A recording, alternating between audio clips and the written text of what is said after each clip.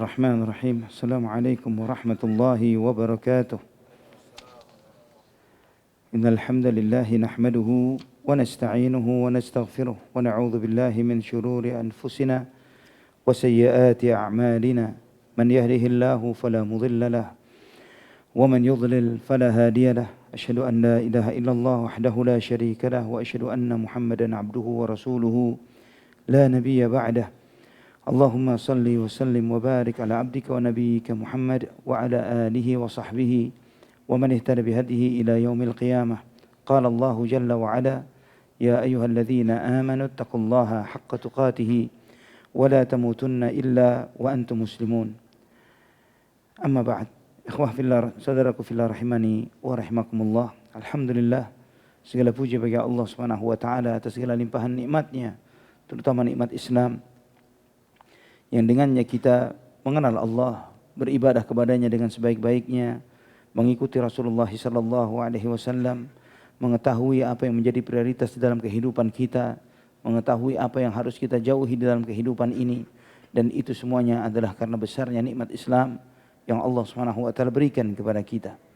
Ikhwah fillah rahimani wa rahimakumullah, melanjutkan kajian kita dari kitab Mukhtasar Minhajul Qasidin yang ditulis oleh Imam Ibnu Qudamah Al-Maqdisi rahimahullah. Setelah beliau menjelaskan tentang adab di dalam mengeluarkan zakat dan menerima zakat, kemudian beliau menjelaskan tentang sedekah sunnah, keutamaan dan adab-adabnya. Di dalam hal ini penulis rahimahullah menjelaskan kepada kita beberapa hal terkait tentang keutamaan sedekah. Dari beberapa hadis atau athar yang beliau sebutkan adalah beberapa riwayat-riwayat yang sahih dan sebagian lagi adalah beberapa riwayat-riwayat yang dhaif, yang lemah. Maka ana mencoba merangkum atau mencoba menguraikan pembahasan ini dengan apa yang beliau sampaikan, juga dengan beberapa riwayat ayat-ayat Al-Quran atau hadis-hadis Nabi yang belum beliau singgung di dalam kitab Mukhtasar Minhajul Qasidin ini. Ikhwah fillah rahimani wa rahimakumullah, tentang keutamaan sedekah, kita tidak perlu lagi menanyakannya bagaimana Allah Subhanahu wa taala menjelaskan hal ini di dalam Al-Qur'an maupun sunnah Nabi sallallahu alaihi wasallam. Begitu banyak ayat-ayat Al-Qur'an yang menjelaskan akan hal ini. Di antaranya firman Allah di surat Al-Munafiqun ayat 10. Allah berfirman, "Wa anfiqu mimma razaqnakum min qabli an ya'tiya ahadakumul maut fayaqula rabbi laula akhartani ila ajalin qaribin fa'asaddaqa wa akum minas salihin." Dan nafkahkanlah dari sebagian apa yang kami rizkikan kepada kalian sebelum datangnya kepada salah seorang di antara kalian, sebelum datangnya kematian kepada salah seorang di antara kalian. Maka kemudian dia berkata, "Wahai Tuhan kami, wahai Tuhanku, sudikah engkau untuk menunda kematianku sejenak, agar aku bersedekah dan aku menjadi orang-orang yang saleh." Ayat ini ikhwah fillah di surat Al-Munafiqun ayat 10 dijelaskan oleh para ulama. Kenapa ayat ini tentang keutamaan sedekah disebutkan di dalam surat Al-Munafiqun? Karena sedekah di antara ibadah yang paling berat bagi orang munafik. Orang munafik berat untuk bersedekah.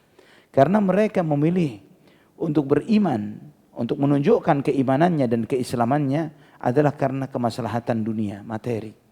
Karena dia mendapatkan keamanan, kenyamanan, profit, keuntungan, dan yang semisalnya. Untuk diminta untuk bersedekah, itu sesuatu yang paling berat bagi mereka. Maka, di antara ciri orang-orang saleh, di antara ciri orang-orang beriman, adalah suka bersedekah. Dan bagaimana Allah menyebutkan di surat ini, di ayat ini, surat Al-Munafiqun ayat 10. Orang yang menjelang ajalnya, dia minta kepada Allah ditenggatkan waktunya sebentar saja dari kematian untuk sedekah. Kenapa dia tidak menyebutkan untuk untuk istighfar, untuk sholat taubat, untuk sholat, untuk haji atau yang lainnya? Kenapa yang disebutkan fa'asaddaqa wa akum minas salihin? Agar aku bisa bersedekah ya Allah dan aku menjadi orang yang saleh. Karena dia melihat betapa besarnya imbalan atau pemberian yang Allah berikan kepada seorang hamba dari sedekahnya, yang itu menunjukkan bahwa ibadah sedekah ini ikhwah fillah adalah di antara ibadah tercepat dan terbesar bagi seorang hamba untuk menjadi orang yang saleh, untuk menjadi orang yang saleh di sisi Allah Subhanahu wa taala. Terlebih lagi Allah menjanjikan apapun yang kita belanjakan karena Allah pasti diganti oleh Allah. Di surat Saba ayat 39 Allah berfirman, "Wa ma anfaqtum min syai'in fa huwa yukhlifuhu wa huwa khairur raziqin." Apapun yang kamu nafkahkan pasti diganti oleh Allah. Ini janji Allah Subhanahu wa taala. Dan Allah menutup firman-Nya ini dengan wa huwa khairur raziqin, dan Dia adalah sebaik-baik yang memberi rizki.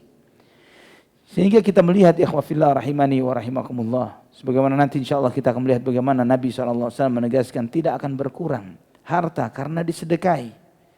Dan juga Allah Subhanahu wa taala menyebutkan tentang orang-orang yang tidak akan merasa khawatir dan takut di dalam menghadapi segala ujian-ujian hidup.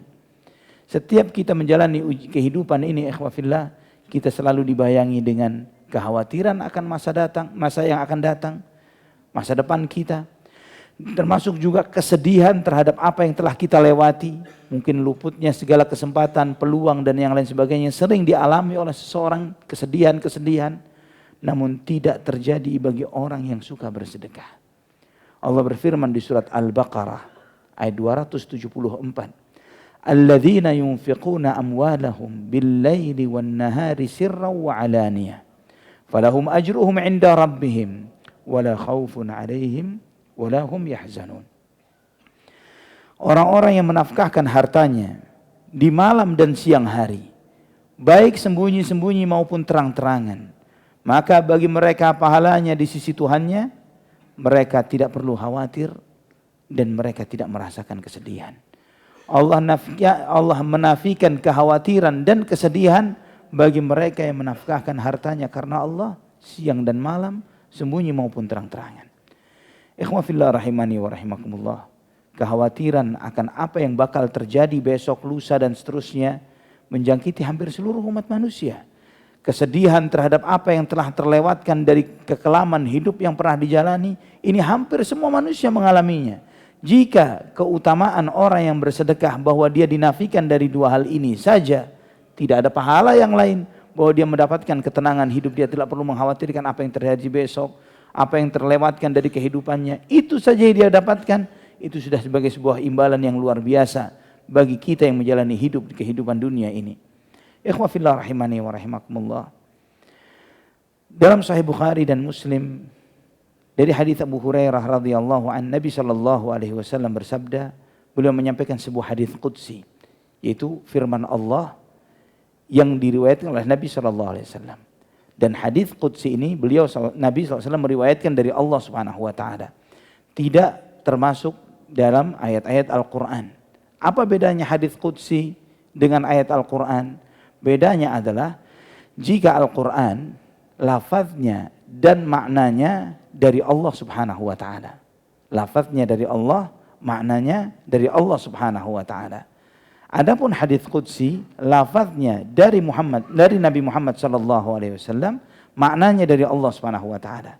Jadi Nabi SAW meriwayatkan berdasarkan konteksnya, ya, bukan kontennya itu dari Allah Subhanahu wa taala. Jadi konteksnya apa yang Allah sebutkan, itu yang disebutkan oleh Nabi sallallahu alaihi wasallam. Oleh karena itu, hadits qudsi tidak masuk di dalam Al-Qur'anul Karim. Ya, dari sini saja kita mengetahui ikhwah fillah bagaimana mulianya Al-Qur'an dan bagaimana kebenaran risalah Nabi Muhammad sallallahu alaihi wasallam. Di dalam Islam tidak seperti di dalam kitab-kitab agama lain. Misalnya orang-orang Nasrani atau Yahudi dengan perjanjian lama dan barunya dengan Alkitab, di sana firman Allah masuk di dalam Alkitab. Ucapan nabinya Musa atau Nabi Isa atau Yesus masuk di dalam Alkitab. Semuanya campur baur di sana. Dan tidak bisa dibedakan bahkan mana yang firman Allah, mana yang ucapan nabinya, atau mana yang cuman sekedar ucapan seorang saksi sejarah. Ini semua campur baur ada di dalam Alkitab.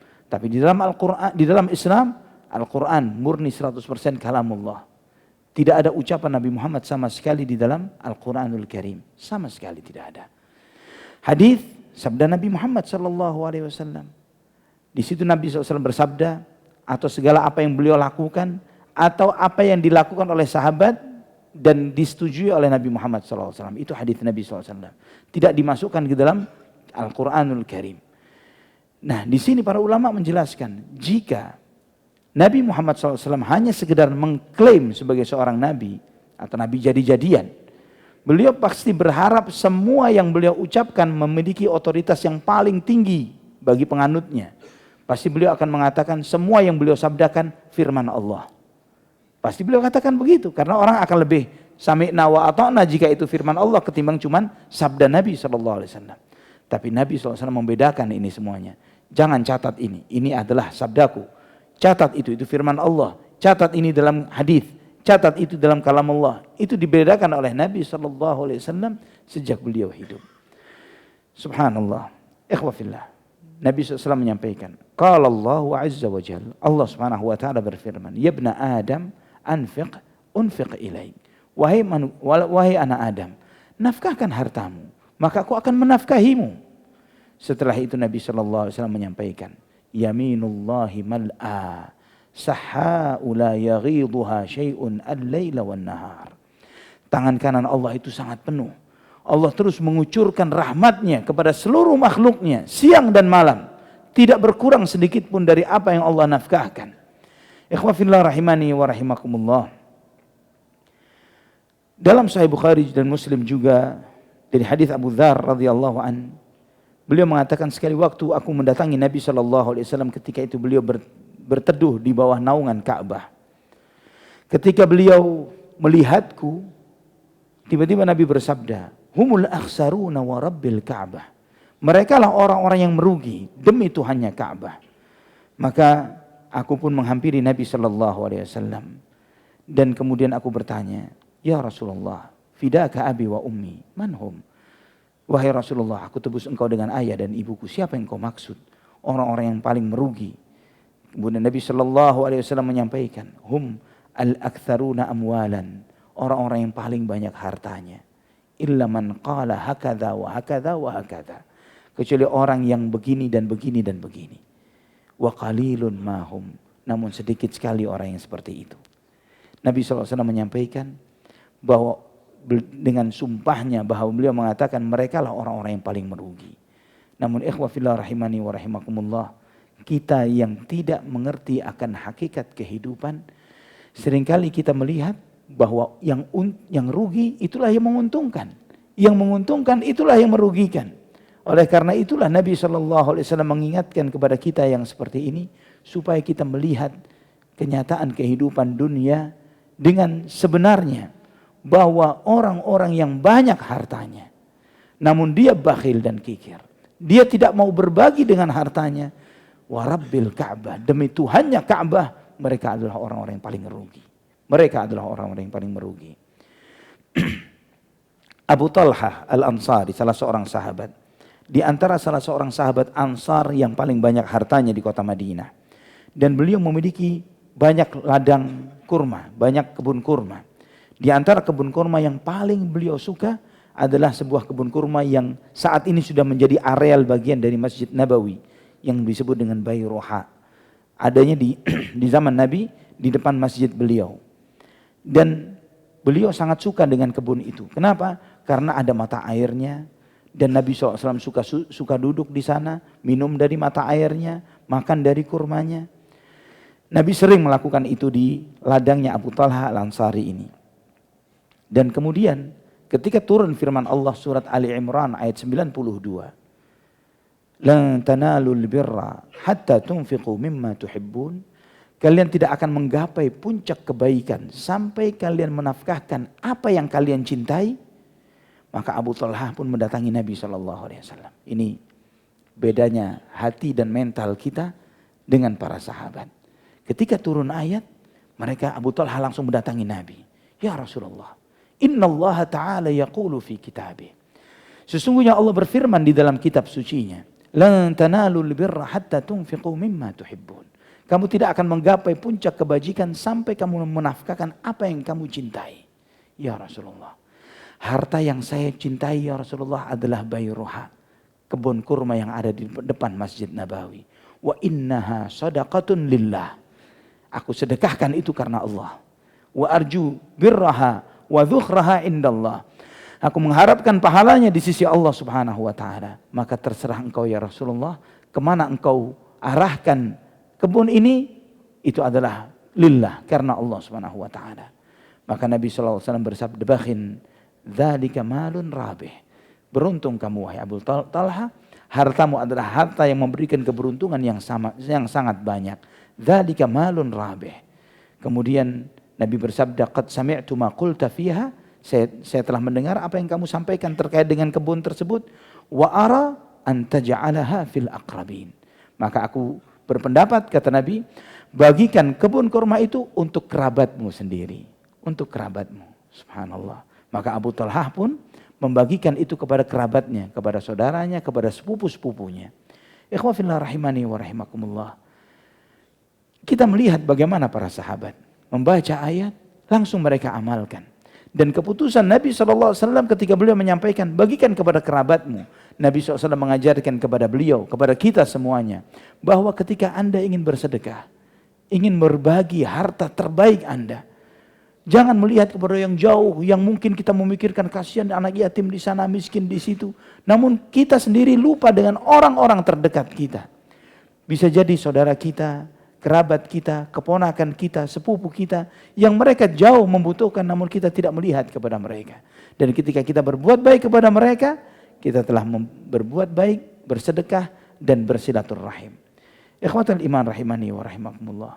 Al-Imam Ibnu Qayyim rahimahullah menyebutkan bahwa ibadah di antara ibadah yang paling disukai oleh Nabi SAW adalah sedekah. Bahkan bahagianya beliau ketika memberi jauh lebih besar ketimbang bahagianya yang menerima ketika menerima. Dan Nabi SAW adalah manusia yang paling dermawan. Sampai digambarkan kedermawanan beliau itu seperti angin yang bertiup.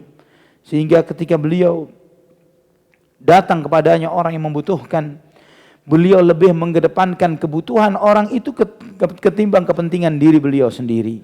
Terkadang beliau melepaskan pakaiannya, terkadang beliau memberikan makanan apa yang ada di rumah walaupun itulah jatah keluarganya. Dan terkadang beliau memerintahkan kepada para sahabat siapa yang mau bersedekah untuk orang tersebut, atau beliau mendoakan orang tersebut dengan apa yang bisa beliau doakan untuknya. Maka kita melihat tidak ada manusia yang lebih lapang dadanya melebihi Rasulullah SAW. Tidak ada orang yang lebih nyaman hidupnya, bahagia hidupnya melebihi Nabi Muhammad SAW. Karena memang orang yang suka bersedekah, yang suka berbuat baik kepada orang lain, memiliki pengaruh yang sangat luar biasa di dalam melapangkan dada, mendatangkan kebahagiaan. Sampai Nabi SAW pernah menyampaikan dalam Sahih Bukhari dan Muslim, "Ma yasurruni anna li uhudan dhahaban ta'ti alayya thalithatun wa indi minhu dinarun illa dinarun arsuduhu lid-daini alayya." Kata Nabi SAW, tidak ada kebahagiaan bagiku walaupun aku memiliki emas seberat gunung Uhud. Berapa ratus ton, dan emas bukan batu. Seberat gunung Uhud, emas. Aku tidak akan membiarkan itu berdiam sampai lebih dari 3 hari. Aku akan sedekahkan semuanya. Kecuali mungkin aku akan simpan 1 dinar untuk membayar hutang-hutangku. Sallallahu alaihi wasallam.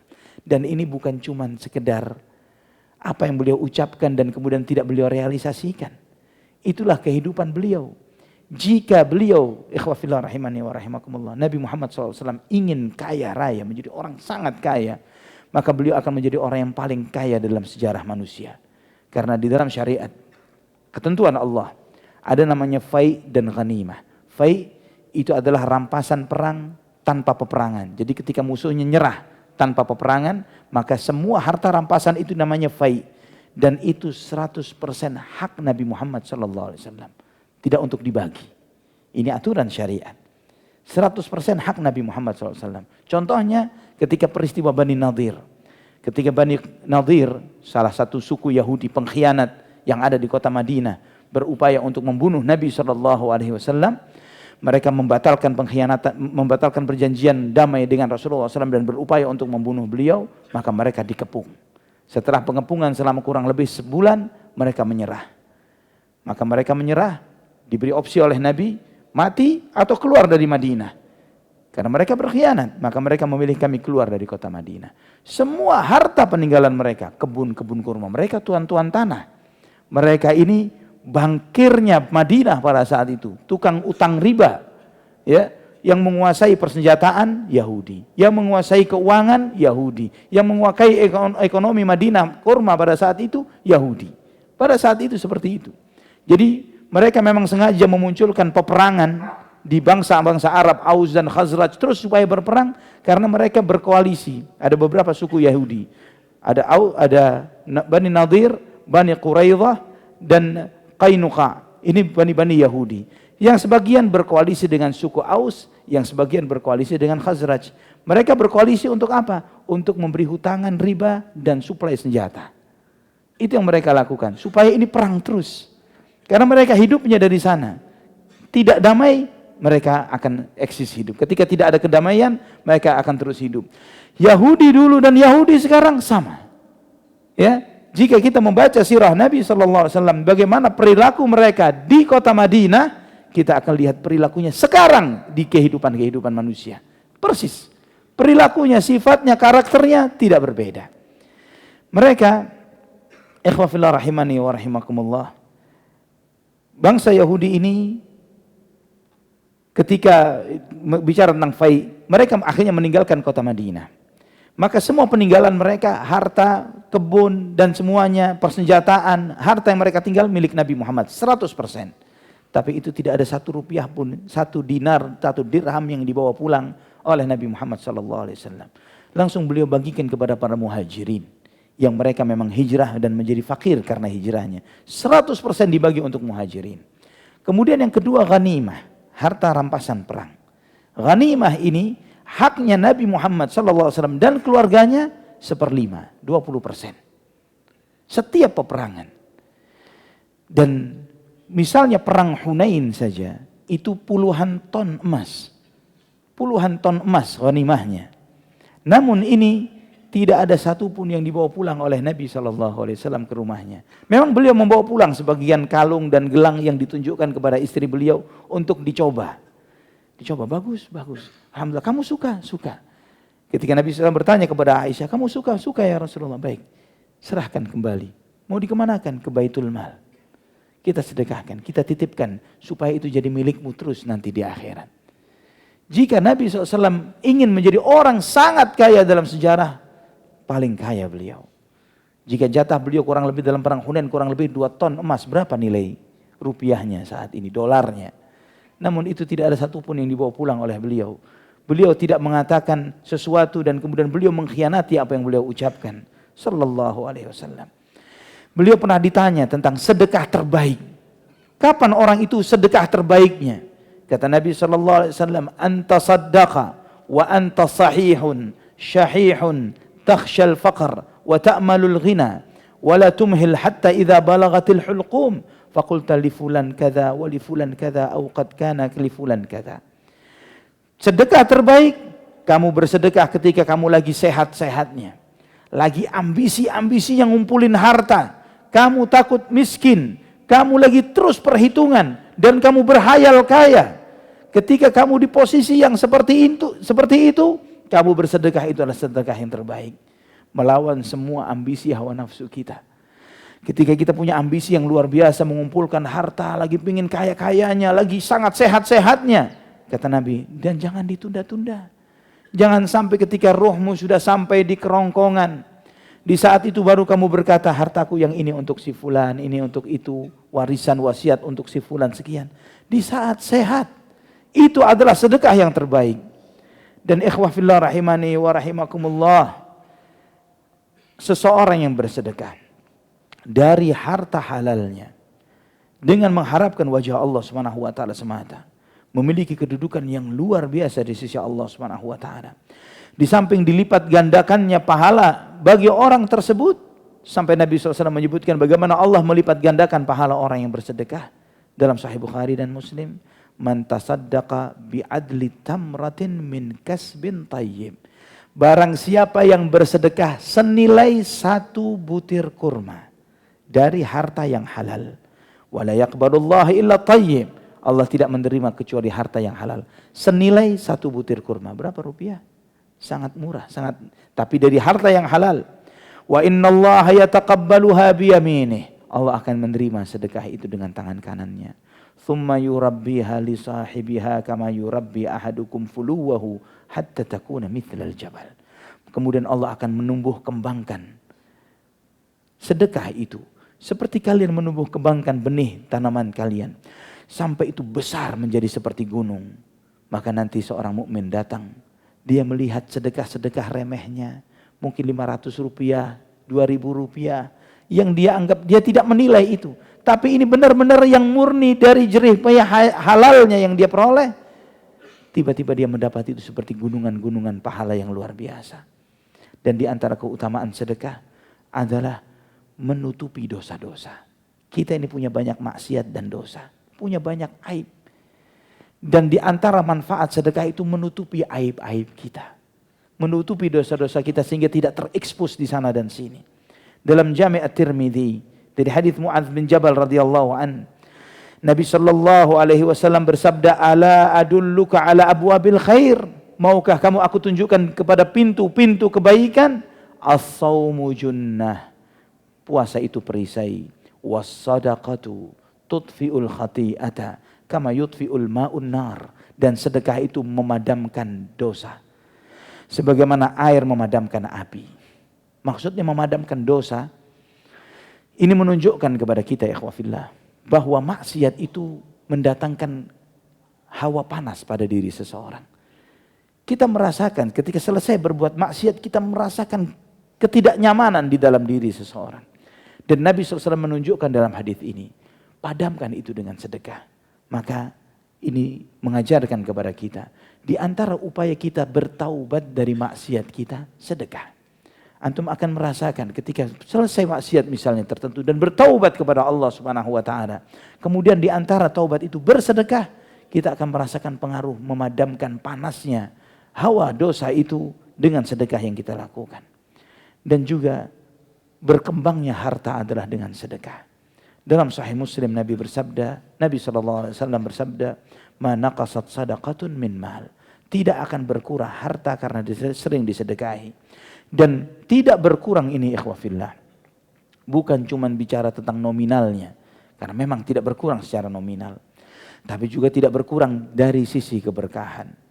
Kita tidak pernah mengetahui berapa banyak orang-orang yang diberi keberkahan hartanya oleh Allah Subhanahu wa taala. Secara jumlah tidak sebanyak orang-orang yang masuk di jalan orang-orang terkaya, tapi secara kualitas dan secara kualitas hidup mereka lebih merasakan kehidupan ketimbang orang-orang yang terkaya tersebut. Dan juga ya ikhwafillah, ibadah sedekah itu yang akan menaungi kita nanti pada yaumul qiyamah. Nabi SAW bersabda dalam hadis Bukhari dan Muslim, "Sab'atun yudhilluhumullahu fi dhillihi yawma la dhilla illa dhilluhu." Ada 7 golongan manusia yang Allah naungi mereka pada hari di mana pada hari tersebut tidak ada naungan kecuali dengan naungannya. Hari itu Allah memberikan naungan. Yang di hari itu tidak ada naungan kecuali naungan Allah Subhanahu wa taala. Disebutkan oleh Nabi sallallahu alaihi wasallam di antaranya, "Wa rajulun tasaddaqa bi sadaqatin fa akhfaha hatta la ta'lama shimaluhu ma tunfiqu yaminuhu." Seseorang yang bersedekah yang kemudian sedekahnya dia sembunyikan. Dia sembunyikan sedekah itu sampai tangan kirinya tidak tahu apa yang disedekahkan oleh tangan kanannya. Ini di antara keutamaan sedekah sembunyi-sembunyi. Sedekah yang tidak diketahui oleh siapapun. Dan ikhwafillah, sedekah ini akan mendatangkan gunungan pahala yang tidak pernah diduga oleh yang mengamalkannya. Nanti seorang alim, seorang ulama, dia datang pada yaumul qiyamah dengan membawa pahala ilmu dan dakwahnya. Orang yang berjihad datang dengan membawa pahala jihadnya. Orang yang sholat datang kepada Allah dengan membawa pahala sholatnya.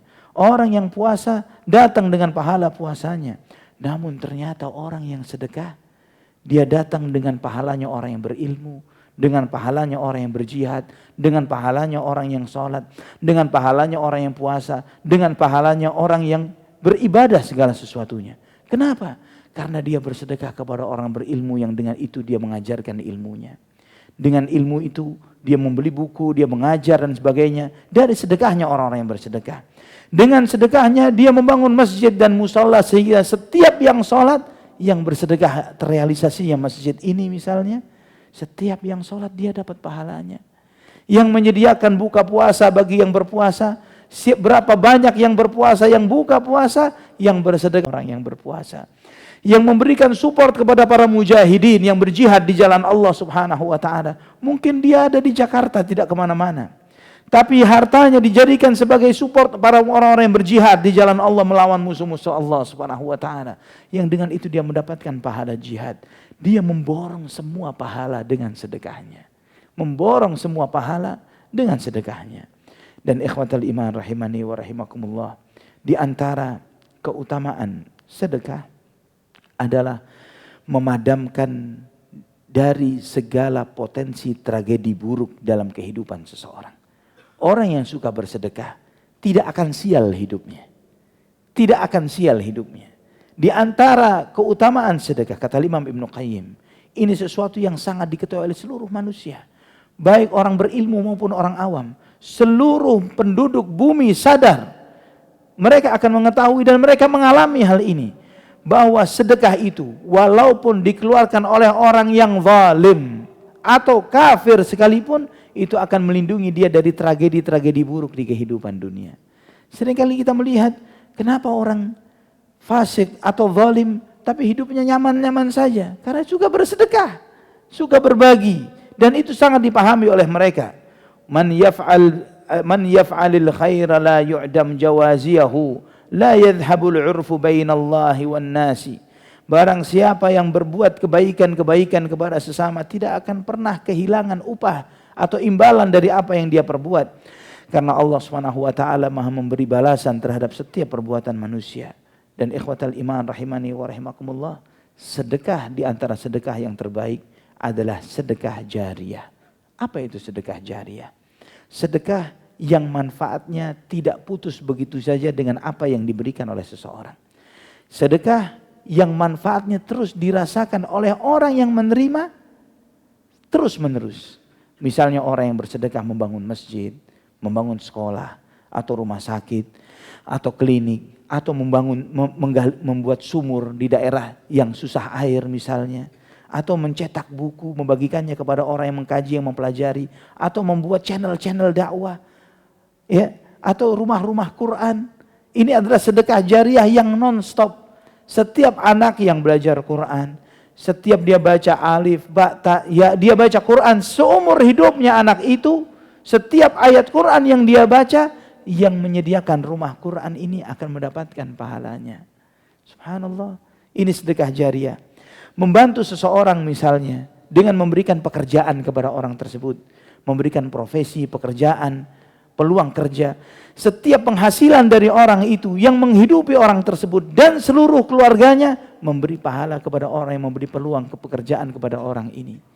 Setiap kebaikan ikhwafillah yang tidak putus. Terkadang hal yang remeh, kita mengajarkan kiat yang sederhana untuk usaha, resep masakan misalnya bisa jadi, ya, hal-hal tertentu yang ini kemudian dipelajari oleh seseorang dan menjadi ma'isyah bagi orang tersebut.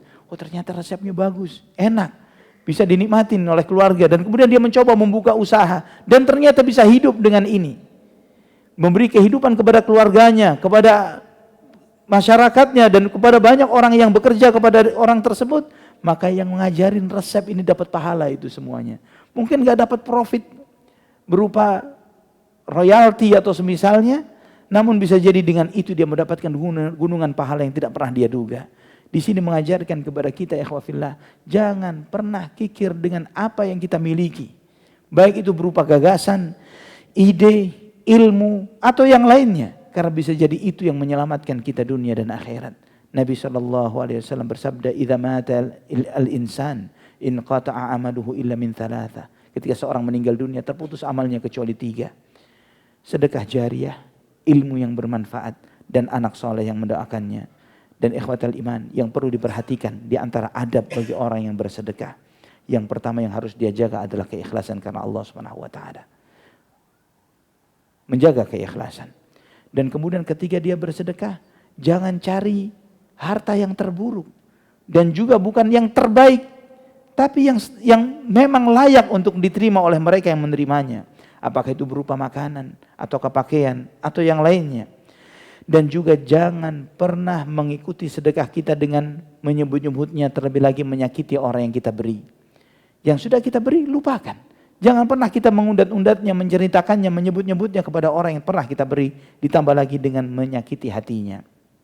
Dan juga jangan pernah bakhil terhadap rezeki yang telah Allah berikan kepada kita. Ingat, yang kita punya bukan dari kita, tapi dari Allah Subhanahu wa taala.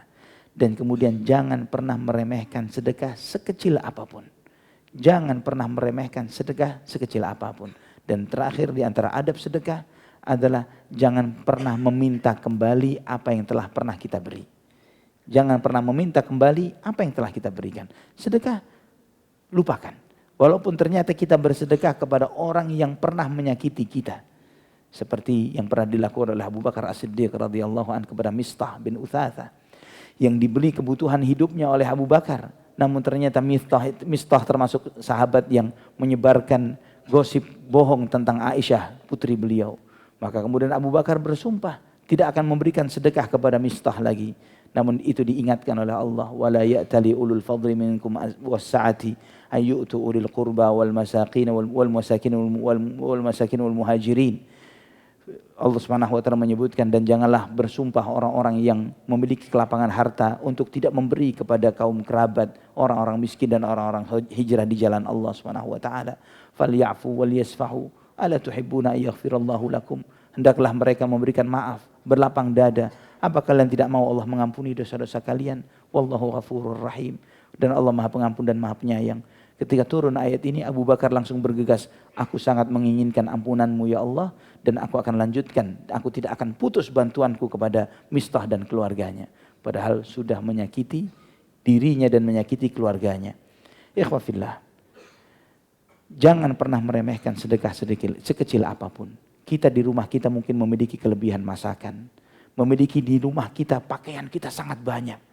Walaupun terutama yang masih layak, jangan pikirkan untuk memberi yang sudah pudar warnanya, sudah robek dan sobek. Kita ketika membeli satu pakaian, komitmen setiap beli satu pakaian baru, keluar dua yang lama. Seperti itu. Jadi ketika masuk satu baru, keluarkan dua yang lama. Dan antum tidak akan pernah menduga ternyata yang seperti ini mendatangkan keberkahan yang luar biasa. Demikian pula makanan di rumah kita. Jarang sekali yang masak misalnya, jarang sekali dia membeli atau bahkan masak sejumlah apa yang dia butuhkan. Dan bahkan kita ketika membeli makanan pun demikian. Jarang sekali kita membeli misalnya berempat makanan untuk 4 orang, seringkali untuk 5 dan 6 orang. Lebihnya ini pikirkan untuk disedekahkan. Bukan untuk dibuang, bukan untuk disia-siakan. Saya tutup dengan sebuah athar dari Uwais Al-Qarni sebagaimana disebut oleh Abu Nuaim rahimahullah. Beliau mengatakan bahwa setiap sore hari Uwais itu selalu mencari apa yang berlebih di rumahnya. Apakah itu makanan atau pakaian yang berlebih. Di sore hari itu dia sedekahkan. Makanan yang berlebih itu dia sedekahkan. Masakan di hari itu. Dan kemudian beliau berdoa. Allahumma man mata ju'an fala tu'akhidni bihi. Wa man mata uryanan fala tu'akhidni bihi. Ya Allah, jika ada di hari ini yang mati karena kelaparan, jangan engkau hukum aku karena itu ya Allah. Jika hari ini ada yang mati karena tidak ada pakaian yang membuat dia kedinginan, jangan engkau hukum aku karena itu ya Allah. Ini aku sedekahkan kelebihan harta yang ada di diriku. Ikhwafillah rahimani wa rahimakumullah. Terlebih lagi saat ini kita merasakan, kita melihat sebagian besar saudara-saudara kita di Gaza, di Palestina secara umum, di Gaza secara khusus, sedang sangat membutuhkan bantuan dan pertolongan kita. Mereka diintimidasi, mereka dizalimi. Bukan hari ini. Mereka sudah mengalami ini lebih dari 2 dekade mengalami yang seperti ini. Mereka di penjara terbuka. Yang dibatasi semua kebutuhan listrik, makanan, air dan lain sebagainya. Bahkan terjadinya peperangan ini, mereka dengan teganya mematikan listrik, mematikan air. Hari itu ketika listrik dan air dimatikan, berapa puluh atau ratus juta orang yang meninggal dunia. Bayi-bayi yang diinkubator, ya, orang-orang yang pakai ventilator di rumah sakit mendadak mati dengan apa yang dibuat oleh Zionis Yahudi ini tadi. Dan pabrik-pabrik makanan, gudang-gudang makanan itu yang menjadi sasaran mereka saat ini, yang membuat kehidupan mereka begitu merana. Kita, Al-Aqsa ini tanggung jawab kita semua. Al-Aqsa ini tanggung jawab kita semua. Ini amanah Nabi kita Muhammad sallallahu alaihi wasallam. Kiblat pertamanya kaum muslimin adalah Al-Aqsa. Mi'rajnya Rasulullah sallallahu alaihi wasallam dari Al-Aqsa. Ini amanah seluruh kaum muslimin. Namun PR ini kita bebankan kepada saudara-saudara kita di Palestina. PR itu mereka yang nanggung. Fardu kifayah ini mereka yang mengambil amanah ini. Adalah sangat rugi dan sial dan bodoh ketika kita hanya untuk membantu mereka berupa harta saja kita tidak mau membantu mereka. Mereka yang mengalami dampak dari peperangan ini, para wanita, anak-anak, orang-orang tua, dan juga para mujahidin yang mereka sangat butuh support dari kita. Doakan mereka, support mereka dengan harta kita semampu yang bisa kita lakukan. Dan kita berharap semoga Allah Subhanahu wa taala segera menurunkan pertolongannya sebagaimana janji yang tidak akan pernah dikhianati oleh Allah dan Rasul-Nya. Seluruh janjinya adalah hak dan termasuk janjinya bahwa Al-Aqsa akan kembali kepada kaum muslimin. Itu pasti terjadi. Wallahu taala ala wa alam bisawab. Aqulu qauli hadza subhanakallahumma wa bihamdika asyhadu an la ilaha illa anta astaghfiruka wa atubu ilaik. Wassalamualaikum warahmatullahi wabarakatuh. Insyaallah pembahasan kita berikutnya adalah rahasia puasa. Rahasia dan hikmah puasa. Wallahu a'lam bishawab.